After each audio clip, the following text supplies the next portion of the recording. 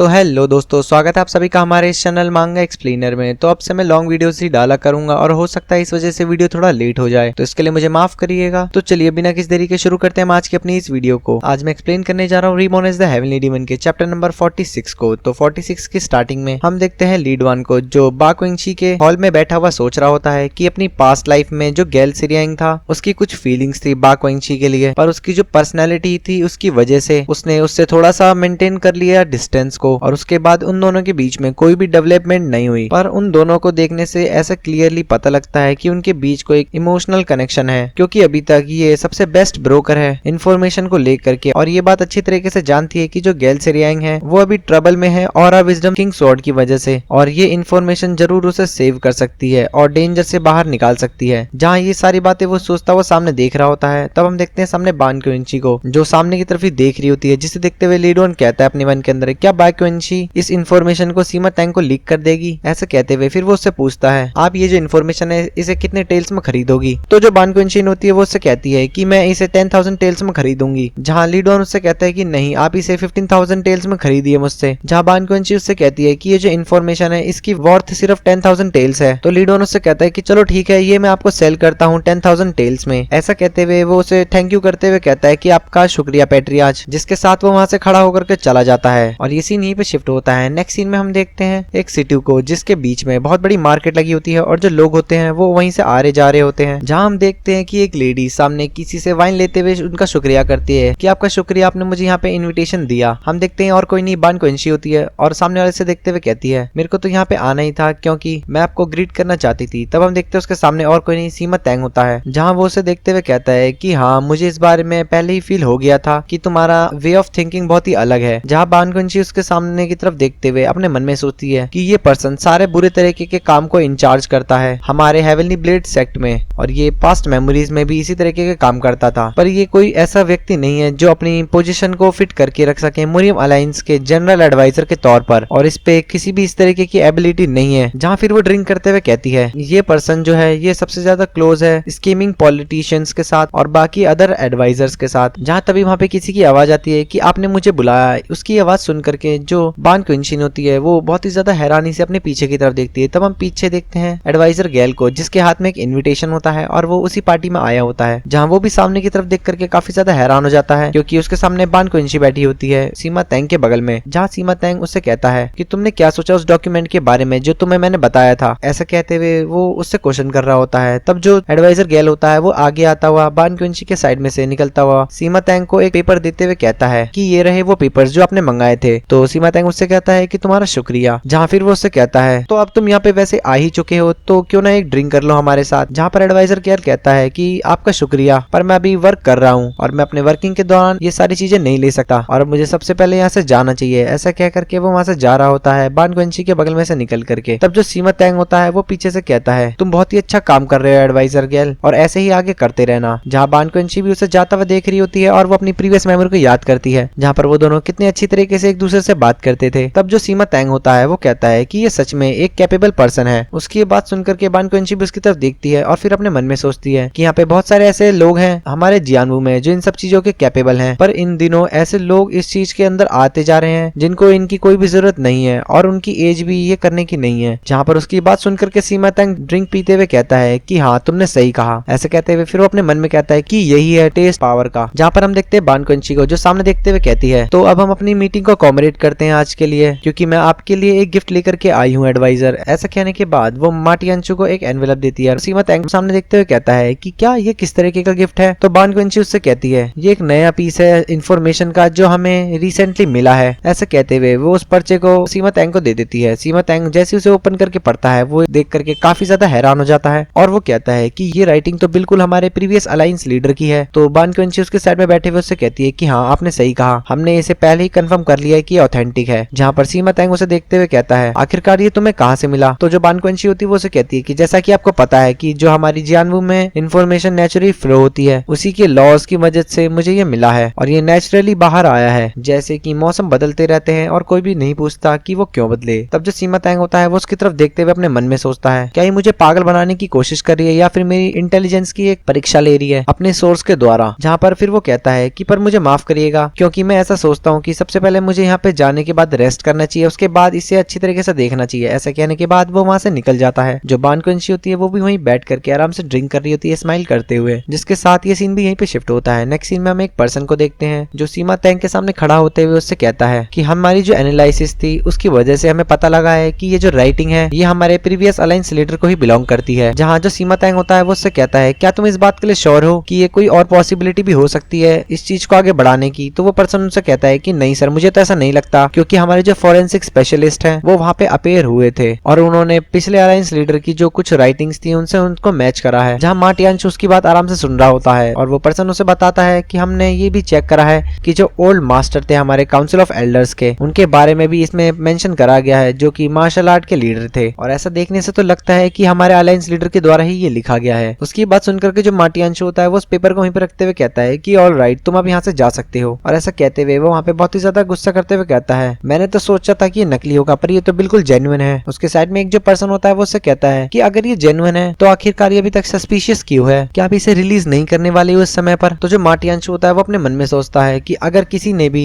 Intentionally इसे release कर दिया तो ये गेल सेरियांग और बिग पियो के पास तक चले जाएगा। और आफ्टर ऑल वो दोनों के दोनों जिन्होंने अलायंस लीडर के रेलिक्स को छुपा करके रखा हुआ है वो उसके साथ कुछ भी कर सकते हैं। ऐसा कहने के बाद फिर वो वहाँ पे साथ छोड़ते हुए कहता है चलो अब कुछ भी हो जाए, ये बिल्कुल भी मैटर नहीं करता, क्योंकि जो सबसे ज्यादा इंपॉर्टेंट बात है असुरा विजडम किंग स्वॉर्ड के बारे में वो अब ज्यादा दिनों तक इस दुनिया में एग्जिस्ट नहीं करेगी। ऐसा कहते हुए वहाँ पे पड़े हुए कागज को गुस्से से उठाता है और कहता है मैं तो ट्राई कर रहा था असुरा विजडम किंग स्वॉर्ड को ढूंढने का और हमारे अलायंस लीडर जो मा फेंजी है उन्हें गिफ्ट करने का, ताकि मुझे वो और ज्यादा अथॉरिटी दे सके। जहाँ फिर वो कहता है कि अब बिग पियो से बोल दो कि इन्वेस्टिगेशन को स्टॉप कर दे, क्योंकि अभी हमारे पास और भी इंपॉर्टेंट चीज है जो रह रही है। जहाँ वो साइड में पर्सन होता है उनसे कहता है कि यस सर। ऐसा कहने के बाद वो वहां से चला जाता है, जिसके बाद ये सीन भी यहीं पे शिफ्ट होता है। नेक्स्ट सीन में हम देखते हैं लीड वन को जो वापस से अपने पुराने गेटअप में आ जाता है और उसके सामने एक पर्सन होता है जो अपनी बेटी से कहता है कि इन्हें ग्रीट करो, ये मास्टर बीली है। तो हम देखते हैं उसके साइड में एक छोटी सी बच्ची को जो लीड वन से कहती है कि आपसे मिलकर के मुझे अच्छा लगा, मेरा नाम मिंग है। उसकी बात सुनकर के लीड वन झुकते हुए उसके हाथ पकड़ता है और उससे कहता है आखिरकार कौन तुम्हें लेकर के जा रहा है जबकि तुम भी इतनी ज्यादा हैंडसम हो। और वो अपने मन में कहता है कि जो मेरी सिस्टर इन लॉ है वो सच में बहुत ही ज्यादा ब्यूटीफुल है। हम सामने देखते हैं बिग पियो को जो देखते हुए कहता है कि क्या सिस्टर इन लॉ, आखिरकार मैंने इस ट्रेवंस का ओनर बन ही गया जबकि आप अपने सक्सेसर बन गए हो बीली स्वॉर्ड फैमिली के यंग मास्टर। तो लीड वन उससे कहता है तो आखिरकार इसमें इतनी ग्रेट बात क्या है कि मैं छोटी सी फैमिली का सक्सेसर बन गया, पर जबकि अभी मेरे पास बहुत ही ज्यादा इंपॉर्टेंट ऐसे काम है और मेरे ऐसे डिजायर हैं जो मुझे वक्त रहते हुए पूरा करने हैं। उसकी बात सुन करके जो बिग पियो होता है वो सामने की तरफ देखता हुआ काफी ज्यादा हैरान हो जाता है और उसको लीड वन में एक अलग ही चमक दिखती है। जहाँ लीड वन उसकी बेटी का हाथ पकड़ते हुए कहता है ये सारी चीजें और भी अच्छी होती अगर ये मेरे पास्ट लाइफ में हो रही होती तो। ऐसे कहते हुए हमें वापिस से उस ओल्ड लीड वन को दिखाया जाता है जो सामने देखते हुए कहता है कि एक सिंगल वर्ड किसी भी पर्सन का हार्ट को बिल्कुल पूरी तरीके से बदल सकता है। तो आखिरकार तुम्हें क्या लगता है कि क्या इंपॉर्टेंट चीज है अलायंस लीडर के बारे में और उनकी अथॉरिटी के बारे में जिसे मैंने अच्छी तरीके से बिल्कुल भी नहीं निभाया, क्योंकि जो बिग पियो है वो मुझे प्रोटेक्ट करता रहा और उसने पूरा का पूरा समय मुझ पर ही दे दिया। मेरी उस बैटल फील्ड में उसने अपने बहुत सारे कॉमरेड्स को खोया था इस प्रोसेस में और एक ऐसा स्कार उसके फेस पर मिला जिसे वो अपनी लाइफ में कभी भी नहीं भूल सकता। पर अभी के लिए मैं मर चुका हूँ तो स्टिल ये मेरा कोई भी गार्ड नहीं है, पर ये अभी भी मेरी स्वॉर्ड को ही गार्ड कर रहा है। ऐसा कहते हुए वो बिग पियो को ही देख रहा होता है और फिर खड़े खड़े अपने मन में सोचता है आखिरकार तुम ये सारी चीजें कैसे कर सकते हो एक ऐसे पर्सन के लिए जिसने पूरी लाइफ ही बैटल फील्ड में बिता दी है। जहाँ वो एक बार बिग पियो को देखता है और कहता है कि मैं जस्ट होप करता हूँ कि तुम अपनी लाइफ को एंजॉय कर सको। जिसके बाद हमें रात को दिखाया जाता है। हम देखते हैं एक पर्सन को जो वहाँ पे खड़ा हुआ कहता है मैं इस बात से काफी ज्यादा परेशान हो रहा हूँ कि आखिरकार तुमने हम तीनों को समन क्यों करा है यहाँ पर, यानी हमें यहाँ पे क्यों बुलाया है। हम देखते हैं वहाँ पे तीन पर्सन को, एक तो जो बात कर रहा होता है और एक दूसरा टकला और एक तीसरा होता है बहुत लंबा चौड़ा सा आदमी। तो वो तीनों अपने सामने एक पर्सन से कहते हैं कि जो मिशन था वो सडनली कैंसिल हो गया, आखिरकार कुछ चीज हुई है क्या। तो उसके सामने जो पर्सन होता है वो उनसे कहता है कि नहीं उसकी कोई भी जरूरत नहीं है क्योंकि जो ऑफिशियल मिशन है वो पूरी तरीके से कैंसिल हो चुका है और अब हम इस चीज से सेपरेट तरीके से मूव करते जा रहे हैं। उसकी बात सुनकर के साइड में जो पर्सन होता है वो कहता है कि मुझे माफ करिएगा मेरे कुछ बात समझ नहीं आई। तब उसके सामने वो जो पर्सन होता है वो उनसे कहता है अभी के लिए तुम जा करके किसी आसपास जगह ही बैठ जाओ और मनी को यूज करो क्योंकि तुम्हें दोबारा से जल्दी ही बुलाया जाएगा चीजों को करने के लिए। उसकी बात सुनकर के वो तीनों कहते हैं कि हाँ हम समझ गए। जिसके साथ ही चैप्टर 46 यहीं पे कंप्लीट होता है। तो चैप्टर 47 की स्टार्टिंग में हम देखते हैं उसी होटल को जिसके अंदर वो 3-4 लोग बैठ करके आपस में बातें कर रहे होते हैं कि जो हमारा टारगेट है वो formers leader of ferocious tiger है ना। उसकी बात सुन करके वहाँ पर वो जो पर्सन होता है ड्रिंक करता हुआ वो उन सभी से कहता है कि हाँ ये करेक्ट है, वो पहले लीड करते थे हमारे इलाइट ग्रुप को जो कि प्रीवियर मुरीम अलायंस लीडर का था। तो हो सकता है कि वो एक ग्रेट मास्टर कैरेक्टर्स भी हो। उसकी बात सुनकर के साइड में जो टकला इंसान होता है वो कहता है कि इवन हम 3 भी हैं तो फिर भी मुझे डाउट है कि हम उसे टेक डाउन नहीं कर सकते। उसकी बात सुनकर के उसका जो साथी होता है वो काफी ज्यादा सीरियस होते हुए कहता है पर स्टिल अभी जो हमारे बिग ब्रदर है वो सबसे पहले मारेंगे उसे, क्योंकि उनका जो फेट है वो यही है कि वो फेरोशियस टाइगर ग्रुप के लीडर को खत्म कर दे, क्योंकि हमारे जो बॉस है वो डेफिनेटली एक स्ट्रॉन्गेस्ट मास्टर है जो अपनी वीकनेस को कवर करके रखते हैं। तो वो तीनों इसी तरीके से बातें कर रहे होते हैं और जो लीडर होता है वो उनके साइड में से रूम के बाहर से होता हुआ कहीं पे जा रहा होता है। उनकी बातें सुनते हुए कहता है तो आखिरकार ये लोग बीपीओ की वीकनेसेस के बारे में बात कर रहे हैं, यानी उसकी बेटी के बारे में। ऐसा कहते हुए वो उसकी बेटी को इमेजिन करता है और कहता है अभी के लिए मैं ऐसा फील कर रहा हूँ कि ये जो कमीने लोग हैं ये जरूरी उन सब चीजों को स्लॉटर करेंगे, पर अगर मैंने एक्ट किया रेकलेसली तो हो सकता है कि ये तभी उन्हें मार दे। अब मुझे बहुत ही ज्यादा सस्पिशियन होना पड़ेगा बीपीओ की तरफ से, ताकि जो जाओ बाई है और जो सीमा तैंग है वो कोई भी हरकत ना कर सके, और इवन मुझे अगर जाओ बाई को किल करना पड़े तो इवेंचुअली मैं उसे कर दूंगा। बस मुझे उस चीज के लिए श्योर होना पड़ेगा कि जो बिग पीओ है और जो गेल सेरियांग है वो इनके नजरों में ना आए। जिसके बाद हम देखते हैं उन्हें तीनों पर्सन के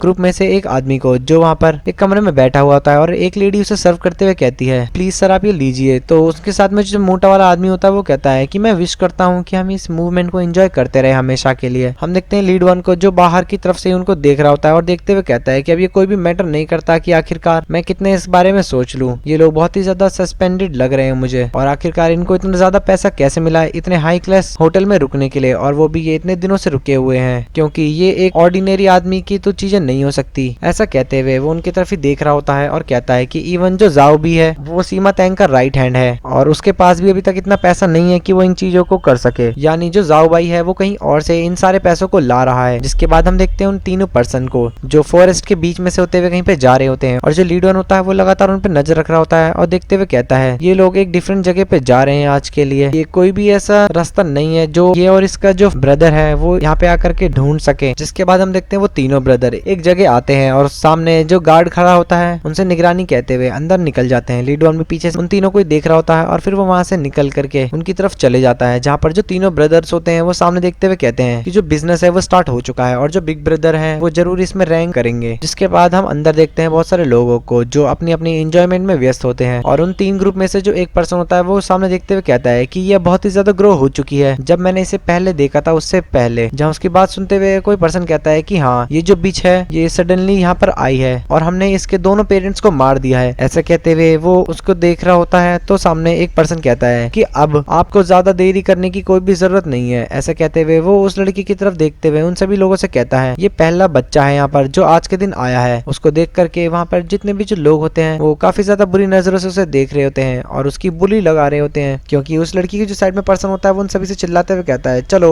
अब हम इसकी बोली स्टार्ट करते हैं और ये मैं 500 टेल्स रखूंगा। जहाँ उसके इतने कहने की ही देर थी कि एक एक करके जितने भी वहाँ पे लोग होते हैं वो उस रकम को बढ़ाते हुए 500 टेल्स से 600 टेल्स में कर देते हैं। और उन्हीं में जो एक दाढ़ी वाला पर्सन होता है वो कहता है लगता है इन बूढ़ों के पास बहुत ज्यादा ही पैसा है। उसके साइड में जो टकला वाला पर्सन होता है वो कहता है आखिरकार कितना ही होगा, हमसे ज्यादा तो नहीं हो सकता। जहाँ ऐसा कहते हुए वो लोग उस लड़की के ऊपर बोली लगा रहे होते हैं 700 और 800, और वो लड़की उनकी बातें सुन करके काफी ज्यादा डर जाती है। और ये सारी की सारी जो बोली होती है वो एक ओल्ड मैन लगा रहा होता है जिसने सबसे हाईएस्ट 2000 टेल्स की बोली लगाई होती है। वहाँ पर उस लड़की के साथ में पर्सन होता है वो कहता है कि आप कोई भी यहाँ पर नहीं है तो अगर मैं 1 से लेकर 3 तक काउंट करूंगा और ये बिट आगे नहीं बढ़ी तो यहीं पे क्लोज हो जाएगी। जहाँ तभी उसके इतना कहने से पहले वहाँ किसी की आवाज आती है कि 100 मिलियन टेल। ये बात सुन करके वहाँ जितने भी जो लोग होते हैं वो काफी ज्यादा ही हैरान हो जाते हैं, और वो जो बूढ़ा पर्सन होता है वो चिल्लाते हुए कहता है कि आखिरकार कौन ये नॉनसेंस वाली बातें कर रहा है और किसकी हिम्मत हुई कि यहाँ पे आकर के मजाक करे। तब हम देखते हैं वहाँ पर कोई पर्सन को जो आकर के कहता है कि हाँ ये कोई सेंस नहीं बनाता है कि जो वुमेन है उसकी रकम इतनी कम हो, उसकी जो रियल वर्थ है वो 100 मिलियन टेल्स तो होनी ही चाहिए। ऐसा कहते वो ही ओल्ड मैन करते हुए बाहर आता है। हम देखते हैं वो और कोई नहीं हमारा लीड वन होता है जो उनसे कहता है क्या तुम अपनी ग्रैंड डॉटर को मुझे 2000 टेल्स में सेल करोगे। उसकी बात सुन करके वो जो बूढ़ा पर्सन होता है वो काफी ज्यादा गुस्से में उससे कहता है कि आखिरकार कौन हो तुम जो इतनी बेकार सी बातें अपने मुंह से निकाल रहे हो। तो जो लड़की के साइड में पर्सन खड़ा होता है वो कहता है आखिरकार आप लोग किस चीज का वेट कर रहे हैं, जल्दी से इसे आकर के ले लीजिए। तभी हम देखते हैं जो हमारा लीड वन होता है उसके सामने 2 पर्सन आ जाते हैं जो अपनी स्वॉर्ड निकाल के उसके ऊपर अटैक करने के लिए बिल्कुल रेडी होते हैं, और वो तुरंत ही उछल करके उसके ऊपर अटैक करने के लिए चले जाते हैं। पर जो लीड वन होता है वो सिर्फ अपने दोनों ही हाथों से उन दोनों के ऊपर एक छोटे मोटे अटैक करके उन्हें वहीं पे बेहोश कर देता है और उड़ाता हुआ सीधा साइड में फेंक देता है। उसकी एक कमाल की स्ट्रेंथ देख करके जो बाकी के लोग होते हैं वो भी उसी की तरफ ही देख रहे होते हैं। जहाँ लीड वन सामने देखते हुए कहता है स्ट्रेंजली मुझे ऐसा फील हो रहा है कि मुझे आज के दिन यहाँ पे आ ही जाना चाहिए था। ऐसे कहते हुए वो उन तीनों के ऊपर ही देख रहा होता है जो सीमा तैंग के आदमी थे, जहाँ पर वो जो दाढ़ी वाला होता है वो उनसे कहता है तुम्हें क्या लगता है कि तुम ये सब चीज यहाँ पे कर सकते हो जब हम तीनों आज के दिन यहाँ पर आए हैं। तो जहाँ उसके साइड में जो टकला पर्सन होता है वो कहता है आज तुमने गलत इंसान से पंगा ले लिया है। ऐसा कहते हुए वो वहाँ पे अपनी छोटे सी चाकू को निकाल लेता है और तुरंत ही वहाँ पे बहुत तेजी से लीड के ऊपर उछल करके अटैक करता है। लीड भी सामने से आता हुआ देख रहा होता है और तभी अचानक से वहाँ एक बहुत ही बड़ा ब्लास्ट होता है। वो देख करके काफी ज्यादा खुश हो रहे होते हैं कि आखिरकार लीड का अब गेम तमाम हो चुका है। पर तभी अचानक से वो काफी ज्यादा हैरान हो जाता है क्योंकि हम देखते हैं जो लीड होता है उसने उस टकले पर्सन के सीधा फेस के नीचे एक अटैक किया होता है, जिसकी वजह से उसका जो अटैक है वो लीड को लग ही नहीं पाता और वो सीधा वापस से पीछे उड़ता हुआ चला जाता है। जहाँ उसकी इतनी बुरी हालत देख करके वो जो दाढ़ी वाला पर्सन होता है वो बहुत ही ज्यादा गुस्से में लीड से कहता है तो आखिरकार यानी तुम एक नॉर्मल से चोर नहीं हो, तुम्हारे पास थोड़ी सी स्ट्रेंथ भी है क्या। और वो अपनी स्वॉर्ड को वहीं पे निकाल लेता है। उसके साइड में जो पीछे एक और बड़ा सा आदमी होता है वो भी अपनी बड़ी सी एक्स को निकाल लेता है और वो दोनों ही भागते हुए लीड के ऊपर काफी तेजी से अटैक करते हैं। पर जो लीड होता है वो फर्स्ट अटैक को डॉज करके बिल्कुल जो उसके साइड में दूसरा पर्सन होता है उसे एक कोनी दे के मारता है पेट में और दूसरे वाले को सीधा पंच। ऐसा करते हुए वो बाकी उन दोनों पर्सन्स को भी बहुत बुरी तरीके से उड़ा देता है वहां पर। और जो बाकी के लोग वहीं पे बैठे हुए होते हैं वो तो ये देख करके बहुत ही ज्यादा डर जाते हैं कि आखिरकार ये कौन है इतना स्ट्रॉन्गेस्ट पर्सन। जहां लीड उनकी तरफ देखते हुए कहता है कि मुझे लगता है तुमने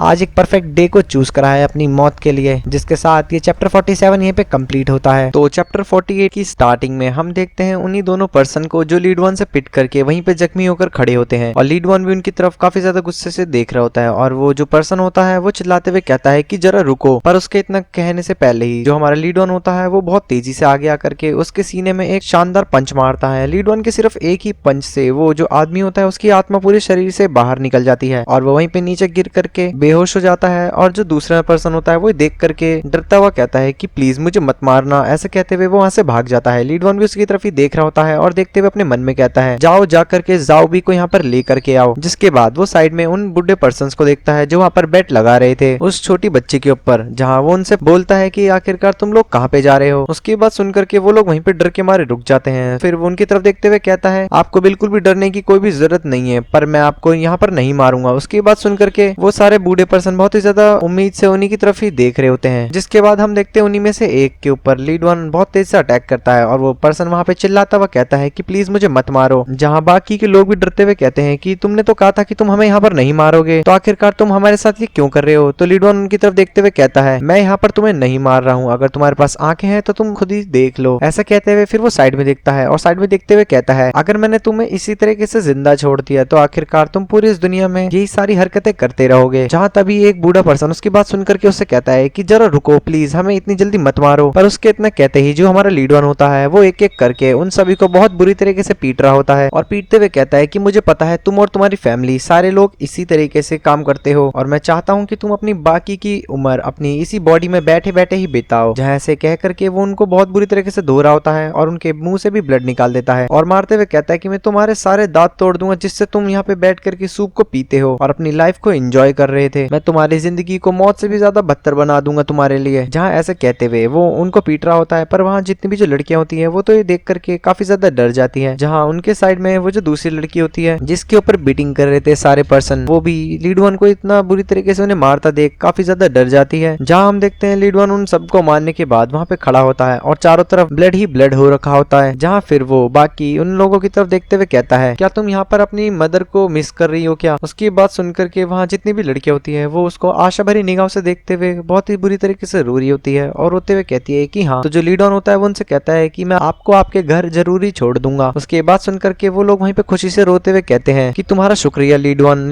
भी उनकी तरफ देखते हुए कहता है आखिरकार ये लोग यहाँ पर कितनी बेकार जिंदगी को एक्सपीरियंस कर रहे थे और ये इनके लिए कभी भी भूलने वाली सिचुएशन नहीं रहेगी। और अब मैंने इन बास्टर्ड को मारने के बाद इनको भी इनकी लाइफ की तरह ही पूरी टाइम बिठा दिया है। जहाँ वो सामने देखते हुए कहता है कि मैंने सारी चीज तुम्हारे को दिखा दी है। ऐसे कहने के बाद हम देखते हैं उसके सामने दो पर्सन को जो वहाँ पर आ जाते हैं। एक के पास अपनी खुद की एक स्वॉर्ड होती है जिनकी तरफ देखते हुए लीड वन कहता है मुझे इसकी तरफ केयरफुली तरीके से मूव करना होगा। जहाँ वो जो पर्सन होता है मोटा सा वो साइड में देखता है और देखते हुए कहता है मैंने तो सोचा था कि यहाँ पे कोई नॉर्मल सा पर्सन होगा जो इस तरीके का फन क्रिएट कर रहा है। फिर वो लीड वन की तरफ देखते हुए उससे क्वेश्चन करते हुए कहता है कि तुम आखिरकार कहाँ से आए हो। लीड वन उसकी बात का जवाब देखते हुए कहता है कि मैं सिर्फ एक ऐसा पर्सन हूँ जो यहाँ पर गुजर रहा था और जाते हुए इस जगह को डिस्कवर कर लिया जो कि एक हेल से भी बदतर जगह है। उसकी बात सुनकर के वो पर्सन लीड वन से कहता है क्या तुम्हें पता है कि आखिरकार मेरे सुपीरियर कौन है, और अगर तुम जान जाओगे तो मुझे उम्मीद है कि तुम हमारे साथ साथ इस झगड़े में नहीं पड़ोगे। तो लीड वन उससे कहता है चाहे तुम्हारे पीछे कोई भी क्यों ना हो, आज इस जगह पर उसका एग्जिस्टेंस मैं पूरी दुनिया से मिटा दूंगा। की बात सुनकर के वो जो पर्सन होता है वो उससे कहता है तो आखिरकार तुम्हें यहाँ पर क्या चाहिए, क्या तुम्हें पैसा चाहिए या कुछ और मैं तुम्हें यहाँ पर इस जगह का शेयर भी दे सकता हूँ अगर तुम चाहो तो, चाहे तुम इससे 20% मांगो या 30%, मैं तुम्हें वो सारी चीजें दे सकता हूँ जो तुम चाहते हो, तो सिर्फ तुम अपने प्राइस बताने में मुझे इंटरेस्ट दिखाओ। तो लीड वन उसकी तरफ देखते हुए अपनी सांस छोड़ता है और उससे कहता है तो आखिरकार मैं क्या मांगना चाहता हूँ। ऐसा कहने के बाद वो उससे कहता है ये थोड़ा सा डिफिकल्ट है पर मैं तुम्हें एक्सप्लेन कर देता हूँ अपने वर्ड में, और अब तुम ज्यादा चिंता मत करो, मैं तुम्हें शो कर दूंगा। वो ऐसा कहने के बाद तुरंत ही बहुत तेजी से उसकी तरफ आगे बढ़ता है। लीड वन को अपनी तरफ आता हुआ देखकर वो जो मोटा पर्सन होता है वो चिल्लाते हुए कहता है कि तुम बिच के बेटे, आखिरकार तुम्हारे इतनी हिम्मत कैसे हो गई कि तुमने मेरे ऑफर को रिफ्यूज करा, अब तुम मरोगे। ऐसा कहते हुए वहां से साइड में उछल जाता है और जो लीड वन होता है वो उसके साइड में निकल जाता है क्योंकि वो उसके ऊपर अटैक कर रहा था। और वो जो पर्सन था वो वहां से जाने के बाद वहां पर पूरी तरीके से पॉइजन फेंक देता है लीड वन के ऊपर। ये देखकर लीड वन चिल्लाता है और कहता है कि आखिरकार ये इतना खतरनाक पॉइजन यहाँ पे क्या कर रहा है। और वो साइडमैन वुमेन्स को देखते हुए कहता है मैं इनको इसी तरीके से नहीं छोड़ सकता, नहीं तो ये इसके चपेट में आ जाएंगे। जहां वहां वो अपनी एक मार्शल आर्ट को परफॉर्म करता है और आसपास जितनी भी जो विंड थी उन्हें कंट्रोल करता हुआ उस पॉइजन को अपने पास ले आता है और उसे कंडेंस करने के बाद वहां पर पूरी तरीके से डिस्ट्रॉय कर देता है। और ऐसा करते हुए वहां पे काफी ज्यादा एनर्जी रिलीज होती है और वो जो पर्सन होता है वो लीड वन की तरफ देखते हुए कहता है आखिर तुम इडियट कहीं के, तुम्हें क्या लगता है कि तुम इतनी आसानी से मेरे पॉइजन को ब्लॉक करके रख सकते हो अपने अंदर, और तुम्हें तो ये बिल्कुल भी नहीं पता कि ये पॉइजन तुम्हारी एक एक सांसों को और तुम्हारे एक्यूपेंचर पॉइंट्स को एंटायर बॉडी में तुम्हारे अंदर ब्लॉक करके रख देगा और तुम्हें इतना ज्यादा दर्द होगा कि तुम वहीं पे मर जाओगे। पर हम देखते हैं लीड वन को जिसकी आईज में से काफी ज्यादा रोशनी निकल रही होती है और वो सामने की तरफ देखता है जहां पर हम देखते हैं वो मोटा पर्सन लीड वन के ऊपर बहुत तेजी से अपनी स्वॉर्ड से अटैक करता है, पर लीड वन काफी आसानी से उसकी सारी स्वॉर्ड्स के अटैक को बहुत ही प्यार से डॉज कर रहा होता है। ये देख करके वो पर्सन भी थोड़ा कंफ्यूज होता है कि आखिरकार वो लीड वन को क्यों नहीं हरा पा रहा, जहां पर वो लीड वन के ऊपर बहुत खतरनाक अटैक करता है और लीड वन को पीछे हटा देता है। लीड वन पीछे आने के बाद वहां पे खड़ा हो जाता है और उस मोटे पर्सन से कहता है कि बस तुम्हारा इतना ही था। तो वो मोटा पर्सन लीड वन से कहता है कि आखिरकार तुम क्यों नहीं कर रहे और जल्दी से मर जाओ अभी के लिए। ऐसा कहते हुए वो अपनी स्वॉर्ड को अपने हाथ में पकड़ता है। तो लीड वन उसकी तरफ देखते हुए कहता है मुझे तो लगता है कि तुमने मेरे ऊपर एक गलत पॉइजन फेंक दिया है। उसके बाद सुनकर के वो पर्सन बहुत ही ज्यादा गुस्से में उससे कहता है कि आखिरकार तुमने क्या कहा, जहां लीड वन भी उसके ऊपर बहुत तेजी से आकर के पॉइजन निडल का यूज करता है और वो जो पर्सन होता है वो अपनी स्वॉर्ड से उसके निडल्स को वहीं पे ब्लॉक करता है। जहां पर तभी अचानक से वो काफी ज्यादा हैरान हो जाता है क्योंकि हम देखते हैं लीड वन ये सारी चीजें करता करता उसके काफी ज्यादा क्लोज आ चुका होता है और अपनी पूरी पावर लगा करके वो जो मोटा पर्सन होता है वो लीड वन के ऊपर एक खतरनाक अटैक करता है, पर लीड वन उसके हाथ को वहीं पे ब्लॉक कर देता है और अपना पंच लेकर के सीधा उसकी बॉडी में मारता है। जहां वो पर्सन ही देखकर काफी ज्यादा हैरान हो जाता है कि आखिरकार लीड वन ने इतनी आसानी से उसके हैंड को ब्लॉक कर दिया। लीड वन वहां पे तभी तुरंत ही उसके हैंड को पूरी तरीके से वहीं पे तोड़ देता है और वो पर्सन वहां पे काफी ज्यादा पेन में चीख रहा होता है। पर इतना ही नहीं, लीड वन बहुत तेजी से अपना दूसरे पंच में पावर एनर्जी को इकट्ठा करके उसकी बॉडी में सीधा दे करके मारता है और हम देखते हैं वहां इतना खतरनाक इंपैक्ट जनरेट होता है कि वो जो पर्सन होता है उसको देखने से ऐसा लगता है कि उसकी आत्मा ही उसकी बॉडी से पूरी तरीके से निकल चुकी है। पर इतना ही नहीं, लीड वन उसके ऊपर कंटिन्यूअसली अटैक करता जाता है और उसके बाद एक के बाद एक पंच मार करके उसे पीछे हटा देता है। हम देखते हैं वो पर्सन सीधा पीछे जाकर के जमीन में आधा धस जाता है। लीड वन उसके पास जाकर के वहीं पर खड़ा हो जाता है और उसकी हालत देखते हुए कहता है कि जाओ जाकर के हेल में मरो और अपना ये जो शेयर है ये तुम डीमंस के साथ जाकर के बांटना। जिसके साथ ये चैप्टर 48 यहीं पे कंप्लीट होता है। तो चैप्टर 49 की स्टार्टिंग में हमें रात का सीन दिखाया जाता है जहां पर कुछ लोग अपनी कैरेज को लेकर के फॉरेस्ट के बीच में से होकर कहीं जा रहे होते हैं। हम देखते हैं वहां पर लीड वन को जो वहां पेड़ के ऊपर खड़ा हुआ होता है और उनकी तरफ नजर बनाए हुए अपने मन में सोचता है मैं जो कि एक फेलो एडल्ट हूँ, प्लीज मुझे माफ करना। मैं आशा करता हूँ कि जो सारी चीज है और जितने भी जो घाव हैं वो अच्छी तरीके से समय के साथ भर जाएंगे। हम देखते हैं कैरेज के अंदर 6 लेडीज को जो वहीं पे बैठ रखी होती है उन्हें देखते हुए लीड वन ये बात कर रहा था और फिर वो कहता है जो बच्चे हैं उन्हें भी वापस अपने घर भेज दिया गया है और वो जो ओल्ड लोग थे उन्हें वहां पर हमने प्रिजनर बना के रख दिया है। हम देखते हैं जो वो बूढ़े लोग होते हैं वो वहीं पे प्रिजन के अंदर बंद होते हैं। जिसके बाद लीड वन माँ फेंजी को याद करते हुए कहता है कि वो हमेशा ऐसी बेकार चीजें करता रहेगा पर जो मुरिम अलायंस है वो इसको बिल्कुल ठीक करेगी। और आफ्टर ऑल जो मुरिम अलायंस है उसे मैंने अपने पास्ट लाइफ में बहुत अच्छी तरीके से नरिश किया था और अब तक मुझे एक हाफ एन ईयर हो चुका है, तो हो सकता है जो माँ फेंजी है वो पूरी तरीके से इसका लीडर बन जाए, पर मैं उसे बिल्कुल भी यहाँ से जाने नहीं दूंगा। और उसके रिजल्ट में जो सीमा तैंग के साथ हुआ वो बिल्कुल भी इस चीज को इन्वेस्टिगेट नहीं करेगा कि जो जाओ भाई है वो पूरी तरीके से मर चुका है। ऐसे कहने के बाद फिर वो कहता है चलो अब इन सारी इन्वेस्टिगेशन को ऐसे ही रहने देते हैं, अगर वो कोई ट्रेवल करने की कोशिश करेगा तो मैं उसे वहां पर देख लूंगा। और उसने ये प्लेस को जानबूझ के लोगों से छुपाए रखा ताकि वो सीक्रेटली से ऑपरेट कर सके। ऐसा कहने के बाद हमारा जो लीड वन होता है वो अपने क्लॉथ्स के अंदर हाथ डालता है और वहां से निकालते हुए कहता है कुछ सामान, इस चीज के साथ जो बीक पी है और उसकी जो फैमिली है वो पूरी तरीके से सेव हो जाएगी। जाएगी। हम देखते हैं उसके हाथ में एक पेंडेंट होता है जिसे वह वहां पर अपनी दोनों उंगलियों से क्रश कर देता है। उस पेंडेंट के अंदर वहां पे उसे एक कागज मिलता है जिसको वो पढ़ता है और पढ़ते हुए कहता है कि ये जो सीक्रेट कोड है नेकलेस का, जब वो पर्सन मरा था तो उसने वहां पर इसे होल्ड करके रखा था उसकी डेथ के बावजूद भी। ऐसे कहने के बाद जो लीड वन होता है वो वहाँ पेड़ के ऊपर से पूरी तरीके से गायब हो जाता है और जाते हुए कहता है, मैं आशा करता हूँ कि मुझे इस बारे में नहीं पता कि ये चीज क्या है, पर एक ना एक दिन मैं इसे जरूर ही ढूंढ लूंगा। जिसके बाद ये सीन यहीं पे शिफ्ट होता है। नेक्स्ट सीन में हम एक पर्सन को देखते हैं जो एक रूम के अंदर आकर के वहाँ पे साइड में पर्दे को हटा करके अंदर की तरफ देख रहा होता है। जिसके बाद हम देखते हैं कि वो पर्सन और कहीं नहीं एक स्टोर रूम के अंदर आया होता है और वहाँ बहुत सारी चीजें रखी हुई होती है। उनमें से वो किसी चीज को बहुत ही बारीकी से ढूंढ रहा होता है और सामने की तरफ देखता है एक रूम का गेट ओपन करके, और जैसे ही वो सामने देखता है वो देख करके काफी ज्यादा खुश हो जाता है क्योंकि हम देखते हैं उसके सामने बहुत सारे जो बॉक्सेस होते हैं उनके अंदर बहुत ही ज्यादा कीमती आइटम्स रखा हुआ था। जिसे देखते हुए वो हंसते हुए कहता है कि अब ये सारी की सारी चीजें मेरे को ही बिलोंग करेगी और मैं अकेला इन सारी चीजों को ले लूंगा क्योंकि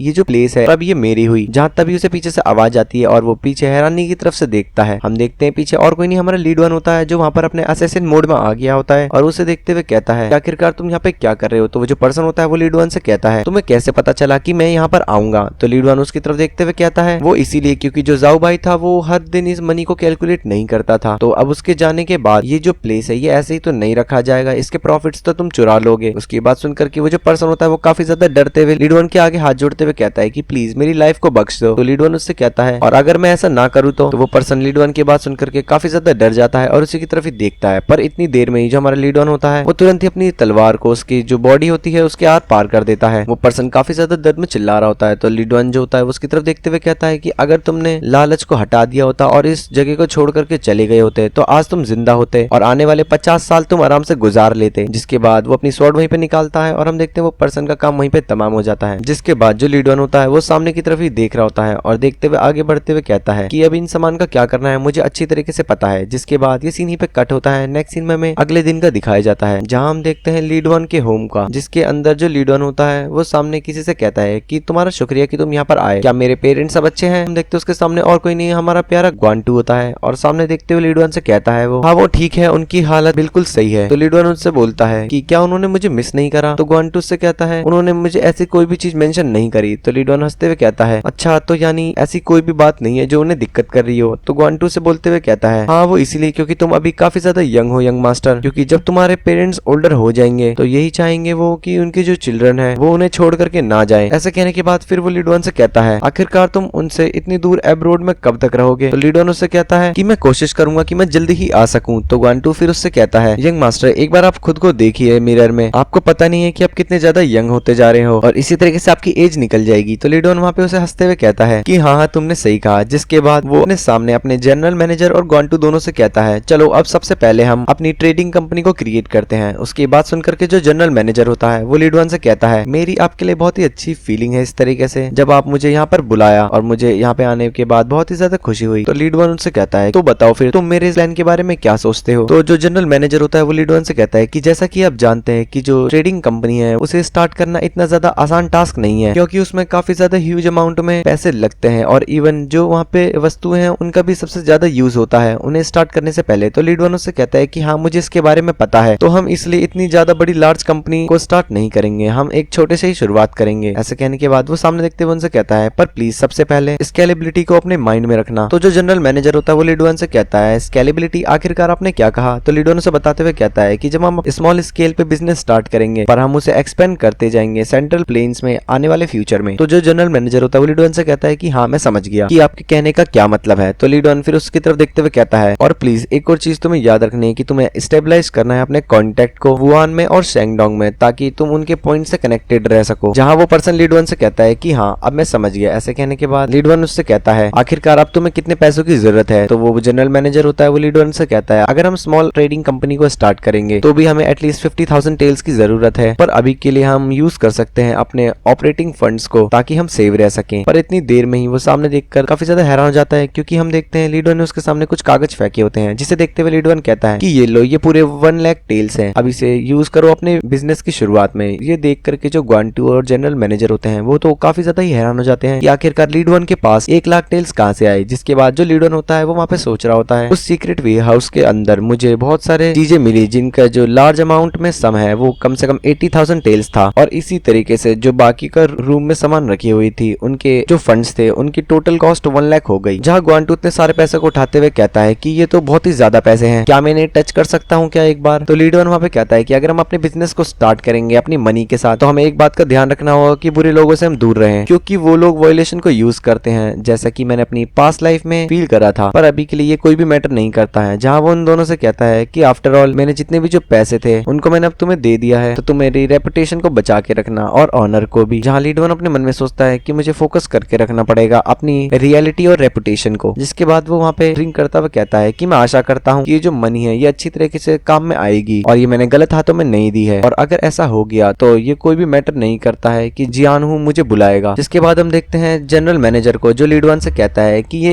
इनफ मनी है और अब मैं इसे स्टेबलाइज कर दूंगा ट्रेडिंग कंपनी के रूप में, जैसा कि आपने मुझे मेंशन किया है। तो लीड वन उससे कहता है कि अगर तुम्हें और ज्यादा पैसों की जरूरत हो तो प्लीज मुझे बता देना, और इसी के साथ साथ अगर तुम्हें और लोग भी हायर करने हो तो ये भी मुझे बता देना। जहाँ फिर वो उनसे कहता है कि अब मैं ये सारा मैटर तुम्हारे ऊपर छोड़ता हूँ जनरल मैनेजर जैंग। तो जो जनरल मैनेजर होता है वो लीड वन से कहता है कि प्लीज अब आप चिंता मत करिए। जहाँ लीड वन उससे कहता है कि जब तुम काम करोगे अंडरवे में तो तुम्हें चार्ज करना होगा और एस्कॉर्ट भी करना होगा। इसकी बात सुनकर ग्वांटू काफी ज्यादा हैरान होते हुए लीड वन की तरफ देखता है, पर फिर वो कहता है कि हाँ मैं समझ गया। जिसके बाद ये सीन यहीं पे शिफ्ट होता है। नेक्स्ट सीन में हमें दिखाया जाता है बिग पीओ के होटल का, जिसके अंदर लीड वन और ग्वांटू आए हुए होते हैं, और हम सामने देखते हैं बिग पीओ को, जो उनसे कहता है कि आपका वेलकम है। जहाँ लीड वन ग्वांटू को इंट्रोड्यूस करवाते हुए कहता है कि इसका नाम ग्वांटू है और ये मेरा सबऑर्डिनेट है और ये एक ऐसा पर्सन है जिसपे मैं सबसे ज्यादा ट्रस्ट करता हूँ। उसके बाद सुनकर के जो बिग पी होता है वो लीड वन से कहता है कि हाँ मैंने देखा आप क्या कहना चाह रहे हैं। जहाँ ग्वांटू उनसे कहता है कि आपका शुक्रिया कि आपने मेरी इतनी ज्यादा टेक केयर करी मेरे यंग मास्टर, और मैं पूरे समय के लिए आपके साथ रहूंगा। उसकी बात सुनकर के जो बिग पी होता है वो भी हंसते हुए कहता है कि हाँ तुम्हें तो जरूर से शुक्रिया करना चाहिए मास्टर बिली का, और मैं आशा करता हूँ कि तुम लोग हमेशा ही खुश रहो। जहाँ फिर वो उनसे कहता है मैं इसके साथ साथ आप दोनों का भी शुक्रिया करता हूँ, क्योंकि आपके आने से जो मेरी सेल्स है वो भी और भी ज्यादा बढ़ेगी और ये कुछ दिनों में और ज्यादा बढ़ती जा रही है। जहाँ जो लीड वन होता है वो आशा भरी निगाहों से उसी की तरफ ही देख रहा होता है और देखते हुए कहता है तो अभी के लिए जो मूवमेंट है मुझे इंट्रोड्यूस करना पड़ेगा ऐसे पर्सन को जिस पे मैं सबसे ज्यादा ट्रस्ट करता था अपने लाइफ में, इस नए पर्सन से। जिसके साथ ये चैप्टर 49 यहीं पे कंप्लीट होता है। तो चैप्टर 50 के स्टार्टिंग में हमें रात का दिखाया जाता है, जहाँ हम देखते हैं फॉरेस्ट के बीच में से लीड वन और ग्वांटू होकर के कहीं पे जा रहे होते हैं। लीड वन ग्वांटू से कहता है कि जो अल्कोहल का टेस्ट था वो सच में बहुत ही ज्यादा ग्रेट था। ऐसा कहते हुए जो लीड वन होता है वो अपनी कुछ मेमोरी को याद करता है थोड़ी देर पहले की, और देखता है कि वहाँ पे जो बिग पी और ग्वांटू होते हैं वो उसके साथ बैठे हुए होते हैं। जहाँ फिर वो बिग पी को याद करते हुए कहता है कि मुझे इस बारे में नहीं पता है कि जो बिग पी है वो आखिरकार कितना ज्यादा खुश था, और मैं इस बारे में भी नहीं सोचता हूँ जबकि मैंने उसकी स्माइल को देखा था उस समय पर जब वो लीडर था फेरोशियस टाइगर ग्रुप का, तब ये उससे थोड़ी सी डिफरेंट थी। और अब मैं ये सोचता हूँ तब जो ग्वांटू होता है वो वहाँ पे लीड वन से कहता है कि मैं तो सोचता हूँ कि मैं समझ गया आखिरकार तुम उस ओनर को इतना ज्यादा पसंद क्यों करते हो। तो लीड वन भी उसकी तरफ हैरानी से देखता है और देखते हुए फिर उससे पूछता है क्या आखिरकार तुम क्या कहना चाह रहे हो कि मैं उसे क्यों पसंद करता हूँ। ऐसा कहते हुए अपने मन में सोचता है कि नहीं ऐसा तो नहीं हो सकता, मैंने तो सिर्फ इसे इंट्रोड्यूस करा था और हमने सिर्फ एक ड्रिंक ली थी और हम वापस आ गए। इसके अलावा मैंने कोई भी इमोशनल अटैचमेंट वहाँ पे शो नहीं किया था बिग पीओ के प्रति, तो आखिरकार सब पता कैसे लग गया। तो जो ग्वांटू होता है वो हंसते हुए कहता है कि हाँ। तो लीड वन उससे कहता है आखिरकार तुम इतना ज्यादा क्यों ही सोच रहे हो। तो जो ग्वांटू होता है वो लीड वन से कहता है वो देखने में एक टिपिकल ट्रैवलर ओनर नहीं लग रहा था और ये एक्सप्लेन करना काफी ज्यादा हार्ड है। जहाँ फिर वो बिग पीओ के बारे में बताता है कि एनीवे उसको देखने से ऐसा लगता है कि वो वहाँ पे बहुत ही ज्यादा कंफर्टेबल फील कर रहा है, पर इसके अलावा वो काफी ज्यादा एक डिफरेंट पर्सन है। उसे देखने से ऐसा नहीं लगता कि वो ट्रेवंस का ओनर है जैसा कि मैंने उसे वहाँ पर देखा था। उसकी बात सुनकर के जो लीड वन होता है वो भी काफी ज्यादा हैरान हो जाता है और फिर वो थोड़ी सी स्माइल देते हुए कहता है कि हाँ वह ऐसा ही है। जहाँ फिर वो ग्वांटू को बताते हुए कहता है कि ये जो पर्सन था ये फेरोशियस टाइगर ग्रुप का लीडर था जब ये मुरीम अलायंस में था। उसकी बात सुनकर के जो ग्वांटू होता है वो काफी ज्यादा हैरान हो जाता है और फिर डरते हुए कहता है कि आखिरकार तुमने क्या कहा, फेरोशियस टाइगर ग्रुप का लीडर। उसकी तो वहीं पे हालत खराब हो जाती है और फिर वो कहता है वो तो हेड था पूरे के पूरे ग्रुप का जो कि अलायंस लीडर को प्रोटेक्ट करता था। तो लीड वन उससे कहता है कि हाँ मैंने उसे बस ऐसे ही ढूंढ लिया था, जब उसकी फैमिली डेंजर में थी तो मैंने उसे हेल्प करी थी और ऑफ कोर्स मैं ये काम सीक्रेटली ही कर रहा था। तो जो ग्वांटू होता है वो लीड वन की बात सुनकर के काफी ज्यादा डर जाता है और लीड वन वहाँ पे अपने मन में सोचता है कि जैसा कि मैंने इसे बता दिया, क्योंकि मैं नहीं चाहता था जो ग्वांटू है वो पूरी सच्चाई जाने और मैं उन लोगों को नहीं खोना चाहता जो सच में मेरी लाइफ में एक इंपॉर्टेंट रोल प्ले करते हैं। तब जो ग्वांटू होता है वो लीड वन से कहता है कि मुझे लगता है तुम्हें उस पर्सन को ऐसे ही जान लेना चाहिए। जहाँ लीड वन उसकी तरफ देखता है और फिर सामने चलता हुआ जा रहा होता है तो जो ग्वांटू होता है फिर वो उससे कहता है क्या तुमने सच में उसकी फैमिली की हेल्प करी थी और उसे सेव करा था। तो लीड वन उससे कहता है कि हाँ, क्यों कोई दिक्कत है क्या। तो ग्वांटू कहता है कि नहीं नहीं ऐसी कोई बात नहीं है, उसके पास तो जरूर एक चांस होगा कि वो तुम्हें थैंक्स करे। उसकी बात सुनकर के जो लीड वन होता है वो स्माइल करता हुआ आगे चला जाता है और जाते हुए ग्वांटू से कहता है क्या मैं कोई डेप्ट कलेक्टर हूँ जो मैं हर किसी से अपना उधार लेते रहूं? तो ग्वांटू उसकी बात का जवाब देते हुए कहता है कि अगर तुम ऐसा नहीं कहोगे तो उसे बिल्कुल भी पता नहीं चलेगी कि आखिरकार उस दिन उसकी मदद किसने करी। और फिर वो लीड वन से चिल्लाते हुए कहता है, मुझे इस बारे में पता है कि तुम इन सारी चीजों का क्रेडिट नहीं लेना चाहते, पर ये जो वर्ल्ड है ये इस तरीके से वर्क नहीं करता है। अगर तुम नहीं बोलोगे यहाँ पर तो वो तुम्हें बिल्कुल भी नहीं जान पाएगा। उसकी बात सुनकर के जो लीड वन होता है वो आगे जाते हुए उससे कहता है, तो ये तो बहुत ही ज्यादा अच्छी बात है, अगर तुम उसे बाद में ये बात बता दो कि ये सारी चीजें मैंने ही करी थी। तो जो ग्वांटू होता है वो काफी ज्यादा हैरान हो जाता है पीछे से, जहाँ फिर वो लीड वन से कहता है कि हाँ मुझे पता था, इसी रीजन की वजह से तुमने मुझे यहाँ पर बुलाया है। तो लीड वन वहाँ पे आगे जाते हुए हंसता हुआ निकल जाता है। तो जो ग्वांटू होता है वो लीड वन से कहता है कि यंग मास्टर। उसकी बात सुनकर के लीड वन पीछे देखता है और हम देखते हैं वहाँ ग्वांटू जो होता है वो बहुत ही ज्यादा उदासी से लीड वन से कहता है, प्लीज आप उसे जाकर के सारी चीजें बता दीजिए, आप उसे बताइए कि आखिरकार आपने उसकी मदद करी थी और अब आप उसे ज्वाइन करवाना चाहते हैं। उसकी बात सुनकर के लीड वन काफी ज्यादा हैरान हो जाता है, जहाँ ग्वांटू से कहता है कि हाँ मैंने देखा था, जिस तरीके से आप उसे पहले देख रहे थे वहाँ पर, ये ऐसा फर्स्ट टाइम था जब मैंने आपको किसी को ऐसे देखते हुए देखा था, क्योंकि आप उसमें बहुत ही ज्यादा शांत लग रहे थे। तो लीड वन उससे कहता है कि क्या मैं इतना ज्यादा लग रहा था जितना मैं तुम्हें देखते हुए भी नहीं लगता। ये बात सुनकर के ग्वांटू थोड़ा सा हिचकिचाता है। फिर वो आगे जाते हुए कहता है कि नहीं नहीं, मुझे इस बारे में कुछ नहीं पता, मैं किसी को जज नहीं करना चाहता उनके ऑब्जेक्टिव से। तो लीड वन भी पीछे हंस रहा होता है उसकी बात सुन करके, जहाँ फिर वो ग्वांटू को देखते हुए कहता है, ये तुम्हारे लिए थोड़ा सा हार्ड होने वाला है ग्वांटू, जो तुमने कहा। ऐसा कहते हुए ग्वांटू भी आगे निकल जाता है और लीड वन पीछे अपने मन में सोचता है कि इसे इस बारे में पता है कि अगर हम बिग पियो को अपने साथ रख लेंगे तो ये उसकी पोजीशन को और भी ज्यादा लोअर कर देगा, क्योंकि इससे वो अपनी अटेंशन को भी शेयर कर सकता है और उसकी जो अफेक्शन है वो भी ये डिजर्व नहीं करती। बट इवन जो ग्वांटू है उसने मुझे ये बात बोली है तो मेरे अच्छे के लिए ही बोली होगी। जहाँ फिर वो कहता है कि चलो ऑलराइट, मैं इसके बारे में बाद में सोचूंगा। जहाँ ग्वांटू से जाते हुए कहता है कि प्लीज आप ये कर देना, आपको ये बिल्कुल मेरे लिए ही करना होगा। उसकी बात सुनकर के लीड वन भी सामने आसमान की तरफ देखता है और देखते हुए कहता है, अगर यहाँ पे गैल सरियांग होता तो मैं उसे जरूर ही अपना बना लेता बिना किसी हेजिटेशन के, जब सही समय आता तो। बट बिग पियो के साथ मैं थोड़ा सा हेजिटेट कर रहा हूँ, क्योंकि मैं चाहता हूँ कि उसकी जो फैमिली है वो काफी ज्यादा हैप्पी रहे और मेरी वजह से कोई भी उनकी फैमिली में दिक्कत ना आए, क्योंकि मेरी पास्ट लाइफ में जो भी मैंने उस टाइम उसके साथ करा मुझे उसके बारे में बिल्कुल बुरा फील होता है, क्योंकि मैंने उस टाइम पर बिना किसी हेजिटेशन के सारे काम करवाते गया। और जब मैं वापस से फोकस करता हूँ तो मैं देखता हूँ कि आखिरकार मैंने इतना स्ट्रॉन्गेस्ट वर्ल्ड का वॉरियर बनने के बावजूद भी हर किसी को इग्नोर करता रहा अपनी लाइफ में। और अगर मैं वापस भी देखना चाहूँ पीछे की अपनी लाइफ की तरफ तो मैं ऐसा नहीं कर सकता, क्योंकि ये जो जर्नी है मेरी ये सच में बहुत ही ज्यादा डेंजरस और डिफिकल्ट है। और अगर मैं वापस देखता हूँ तो मैं कभी भी अपनी गोल पर रीच नहीं कर पाऊंगा। और जब मैं बना था मुरिम अलायंस का लीडर तो मेरी वॉर हुई थी अनऑर्थोडॉक्स सेक्ट से और फाइटिंग हुई थी बहुत सारे ऐसे लोगों से जिन पे हिडन पावर्स थी ऑर्थोडॉक्स सेक्ट के अंदर। पर बहुत लंबे समय बाद जब मैं उस फाइट को जीत गया तो जो मेरी पूरी लाइफ थी वो नॉर्मल हो गई। पर अभी के लिए जो चीजें हैं वो काफी ज्यादा डिफरेंट है, क्योंकि मैं जस्ट अपने गोल पे ही फोकस कर सकता हूँ अपनी इमोशंस के साथ, और मैं तुम्हारे बारे में जरूर सोचूंगा बिग पियो। ऐसा कहने के बाद वो वहाँ पर थोड़ी सी स्माइल करता है और ग्वांटू के साथ आगे चलने लग जाता है। ग्वांटू भी उसी की तरफ ही देख रहा होता है, जिसके बाद ये सीन यहीं पे शिफ्ट हो जाता है। नेक्स्ट सीन में लीड वन के घर के दिखाया जाता है, जहाँ हम देखते हैं उसके जनरल मैनेजर को और ग्वांटू को जो वहाँ पर बैठ करके लंच कर रहे होते हैं। तो जो जनरल मैनेजर होता है वो ग्वांटू से कहता है, आखिरकार क्या है तुम्हारे माइंड में जो तुम सोचे जा रहे हो इतनी देर से। तो ग्वांटू उसकी तरफ देखकर काफी ज्यादा हैरान होता है, फिर उसे बोलते हुए कहता है कि नहीं नहीं ऐसी कोई भी बात नहीं है। ऐसा कहते हुए वो अपना खाना वापस से खा रहा होता है और कहता है उससे, आखिरकार तुम क्या कह रहे थे कि हम खाना खाने के बाद कहाँ जाएंगे। तो जो जनरल मैनेजर होता है वो ग्वांटू से कहता है, हमें वेंचुन चैम्बर ऑफ कॉमर्स को स्टॉप करने की जरूरत है। उसकी बात सुनकर के ग्वांटू से कहता है कि तुम सच में बहुत ही ज्यादा अमेजिंग हो, आखिरकार तुम उसे किस तरीके से हैंडल करोगे, क्योंकि ये चीज तो बहुत ही ज्यादा कॉम्प्लेक्स है और ये न्यूमरस टास्क है। जहाँ फिर वो उसकी तरफ देखते हुए कहता है कि अभी कुछ ही दिन पहले हम बहुत ही ज्यादा वेरियस शॉप्स के द्वारा स्टॉप हुए गए थे और चैम्बर ऑफ कॉमर्स से भी, क्योंकि जो हमारी ट्रांसपोर्ट एजेंसी थी और बैंक थे और इन्फॉर्मेशन थी वो पूरे सेंटर में फैल गई थी। जहाँ उसके बात सुनकर के वो जो जनरल मैनेजर होता है वो ग्वांटू से कहता है कि ये कोई इतनी बड़ी बिग डील नहीं है, जब ये चीज होगी तो हमारी हैबिट में आ जाएगी और मैं इस बारे में सोचता हूँ कि तुम एक अमेजिंग पर्सन हो यहाँ पर वॉरियर ग्वान। तो जो ग्वांटू होता है वो उससे कहता है कि मैंने तुम्हें पहले कहा था कि तुम मुझे ब्रदर ग्वान बुलाओ, ना कि कोई वॉरियर ग्वान। तो जो जनरल मैनेजर होता है वो ग्वांटू से कहता है कि अगर तुम खुद को मुझे ब्रदर बुलाने के लिए कह रहे हो तो तुम्हें भी मुझे योंग निम बुलाना होगा। तो ग्वांटू से कहता है कि चलो ठीक है। ऐसा कहते हुए वो अपने मन में सोचता है कि पहले मैं सिर्फ एक सर्वेंट था और अब देखो मैं क्या से क्या बन गया। तो जो जनरल मैनेजर होता है वो उससे कहता है, मैं इतना अच्छी तरीके से नहीं सोच सकता कि आखिरकार कोई इतनी किसी को इवैल्यूएशन कैसे दे सकता है, जबकि वो बचपन से ये सारी चीजें करता हुआ आया है। जहाँ जो ग्वांटू होता है वो उसकी बात सुन करके थोड़ा सा शांत होता है और कहता है कि मैं तुम्हारी कोई भी कॉम्प्लीमेंट नहीं ले सकता अगर ये यंग मास्टर से बिलोंग नहीं करती, क्योंकि मैं अभी भी यार्ड को ही स्वाइप करता रहता हूँ, यानी वहाँ पे सफाई करता रहता हूँ। तो जो जनरल मैनेजर होता है वो उससे कहता है कि नहीं नहीं ऐसी कोई भी बात नहीं है, तुम दोनों ही काफी ज्यादा अमेजिंग हो। जिसके बाद वो दोनों वहाँ पे लंच कर रहे होते हैं और जो ग्वांटू होता है वो उससे कहता है, जनरल मैनेजर कॉन्ग, मैं ये सोचता हूँ कि मेरे कारण ही वो जो एक्सीडेंट था वो वहाँ पर हुआ था, तो आखिरकार मुझे क्या करना चाहिए। तो जनरल मैनेजर उससे कहता है कि तुम्हें जाना चाहिए। ये बात सुन करके जो गांटू होता है वो उसकी तरफ देखते हुए कहता है कि क्या सच में? तो जनरल मैनेजर उससे कहता है, क्या तुम्हारे कारण वो एक्सीडेंट नहीं हुआ था क्या, और अगर ऐसा है तो इस केस में तुम्हें जाना चाहिए। जहाँ फिर वो उससे कहता है कि आखिरकार कैसे वो एक्सीडेंट तुम्हारे कारण हो गया, जबकि तुम उसके बारे में इतना ज्यादा परेशान थे और तुमने फ्यूचर के बारे में भी सोच रखा था। तो जो गांटू होता है वो कहता है कि वेल, अब मैं क्या करूं। तो जनरल मैनेजर उससे कहता है, जो एक्सीडेंट की तुम बात कर रहे हो वो पहले ही प्रिडिक्ट कर लिया गया था, तो इसलिए वो कोई रियल एक्सीडेंट नहीं था। ऐसा कहते हुए फिर वो उससे कहता है, तो प्लीज तुम्हें वहां पे जाना चाहिए और तुम वहां चले जाओ। गांटू भी वहां पर खड़े होकर के उससे कहता है कि चलो ठीक है। ऐसे कहने के बाद वो वहां से जाते हुए कहता है कि मैं वापस से जरूर आऊंगा। तो जनरल मैनेजर भी उसकी बात सुनकर के वहीं पे बैठ जाता है। जिसके बाद ये सीन यहीं पे शिफ्ट होता है। नेक्स्ट सीन में हम देखते हैं बिग पीओ को, जो अपने होटल के अंदर होता है और फिर वो सामने देखते हुए काफी ज्यादा हैरान हो जाता है, क्योंकि हम देखते हैं उसके सामने और कोई नहीं, हमारा गांटू होता है जो वहां पर अपनी हेड लगाकर खड़ा होता है। तो वो जो पर्सन होता है वो गांटू की तरफ देख रहा होता है और गांटू उससे कहता है, मैं यहाँ पर एक ड्रिंक करने के लिए आया हूँ। तो इसी सीन के साथ ये एपिसोड यहीं पे खत्म होता है। और अगर आप चाहते हैं कि मैं लॉन्ग वीडियोस ही डाला करूँ तो वीडियो को लाइक, शेयर और चैनल को सब्सक्राइब जरूर से कर देना और कमेंट करके मुझे जरूर बताना कि आखिरकार आपको ये वीडियो कैसी लगी। तो मिलते अपने नेक्स्ट वीडियो में, तब तक के लिए गुड बाय दोस्तों।